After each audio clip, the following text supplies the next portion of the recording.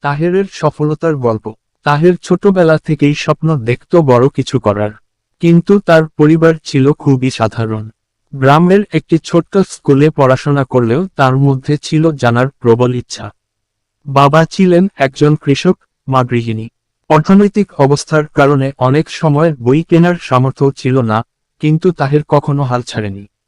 School শেষে সন্ধ্যায় মাঠে বাবার সঙ্গে কাজ করত, আর রাতে চাঁদের আলোয় বসে বই পড়ত। শিক্ষকদের উৎসাহ ও নিজের অধ্যবসায়ের কারণে স্কুলে সবসময় ভালো ফল করত। একসময় কলেজে ভর্তি হলো, কিন্তু তখন আর্থিক সংকট চরমে পৌঁছায়। তাহের পড়াশোনা চালিয়ে যেতে টিউশনি করতে শুরু করে।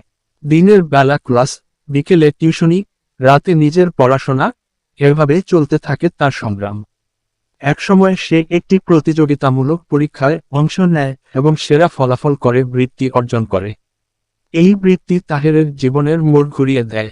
সে দেশের সেরা বিশ্ববিদ্যালয়ে পড়ার সুযোগ পায় এবং কঠোর পরিশ্রমের মাধ্যমে উচ্চশিক্ষা সম্পন্ন করে।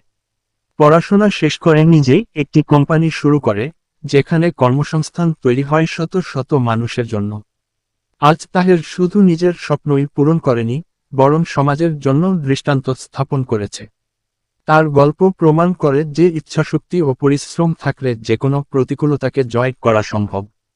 শিক্ষা। তাহেরের কাহিনী আমাদের শেখায় যে সাফল্যের চাবিকাঠি হল অধ্যবসায়, কঠোর পরিশ্রম ও আত্মবিশ্বাস।